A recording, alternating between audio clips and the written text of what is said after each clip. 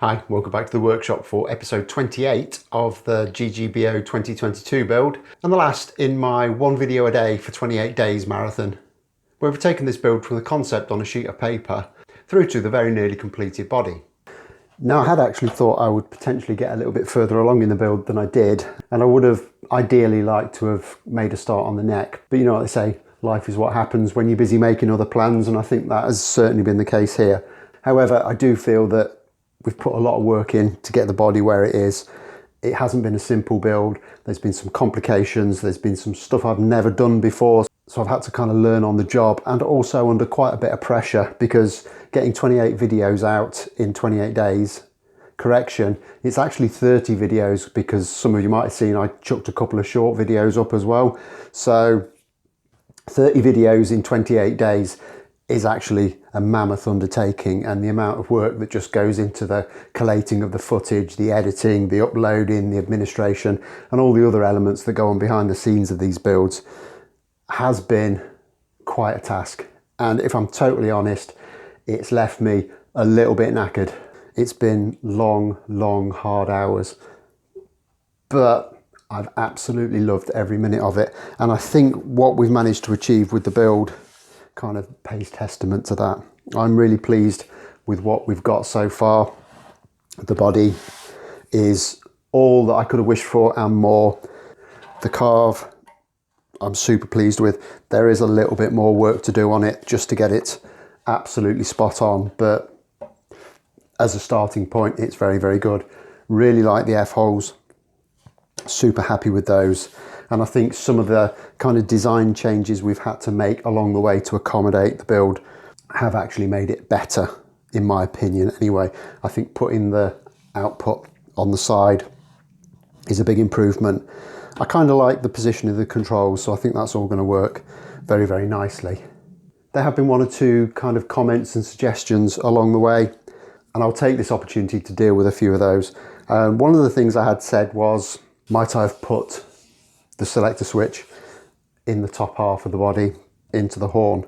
I did actually consider that, and it wouldn't be that big a deal. It would quite easily go in through this F-hole, and it's just a matter of fishing it in. It would mean there would be an extra wiring channel have to be drilled up through one of the pickup cavities to accommodate the wire, but that's not a massive deal. But the issue we've got is there's a solid block that comes to about here. So it means that the switch would have had to have been somewhere here, and I just think that wouldn't really look right. I'm quite happy with where it is. It's within easy reach when you're playing, so I'm sure that'll all be fine. The other issue was I didn't drill for the output jack before I glued the top on, and a number of people have said, are you going to have difficulties locating that block that you glued in to accommodate the output jack? The reason I didn't drill it first is because when I did the test clamp on the top, I checked before I went any further, and you can actually see the block through the F-hole if you shine a torch in. So I can reference exactly where that block is and drill into it without any problem whatsoever. So that's all fairly straightforward. Other than that, everything else was relatively straightforward.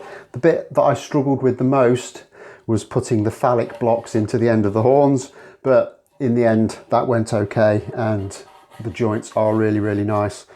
People have suggested that once I get some finish onto here, because there's a lot of end grain on these blocks, it might look very different from the long grain that's running around the ribs, and that is a possibility. That is something we're going to have to deal with. What I will do is I will wait until I've got a base coat of lacquer on, and we'll see what that colour difference looks like. If it is really bad, there are a number of things I could do. I could attempt to kind of replicate the grain pattern going through to try and kind of hide that join a little bit. I'm not sure I'd go to that extent.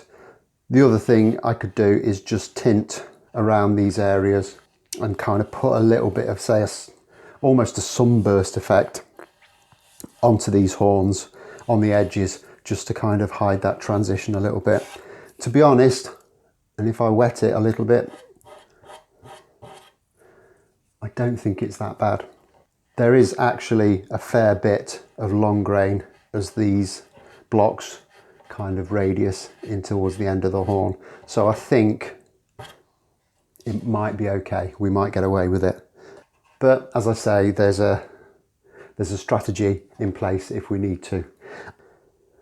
Obviously, I can't go much further with the body now other than a bit of cleaning up until I've made a bit more progress on the neck, because I can't realistically position the bridge, tailpiece, pickups, etc. until I've got the neck a certain way along, and I can cut the neck pocket, which will tell me where the fretboard is going to end, which gives me the indication of where my pickups need to be, and I can also work out my scale length from there. So I'm going to put this to one side for a bit, and we can start to have a little think about what's going to happen with the neck. Now, I've got a lump of figured maple and some more walnut. And what I intend to do is have a 6-piece laminate neck. So I'm going to have 2 bits of walnut separated by 2 bits of maple and then an outer 2 bits of walnut again. And the center 2 bits of walnut will be divided by the black veneer that is going to form that kind of permanent centerline feature that we're going to put into the whole guitar. So the next step in all of this is to break down some of this timber into suitable size pieces for me to start laminating them up to create the neck blank. However, the whole idea of doing the month of videos was to fill in the time whilst the lacquer on my Firebird build was curing. That has cured very nicely now.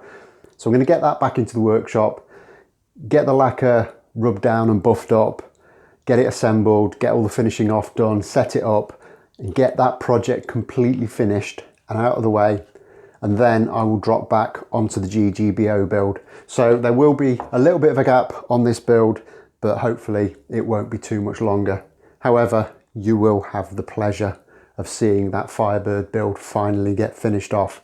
I'm really excited about it, and I hope you are too. Now I'm going to go away and take a couple of days off, both building and filming and editing, because to be honest, I'm a little bit knackered. But I'll be back quite shortly when we'll get that Firebird back into the workshop, we'll get that finished off, and then we can crack on from there. So I just want to say a massive thank you to everyone that's been involved in this build so far, both in terms of watching and commenting and making suggestions for other builders that we can recommend, etc. It's been absolutely brilliant to have everyone on board and kind of contributing the way that they have done. Join me back in a few days' time when we can crack on with that Firebird build. And as always, hit that like button, subscribe if you haven't already done so, and I'll look forward to seeing you soon. Thanks a lot for watching. Bye bye.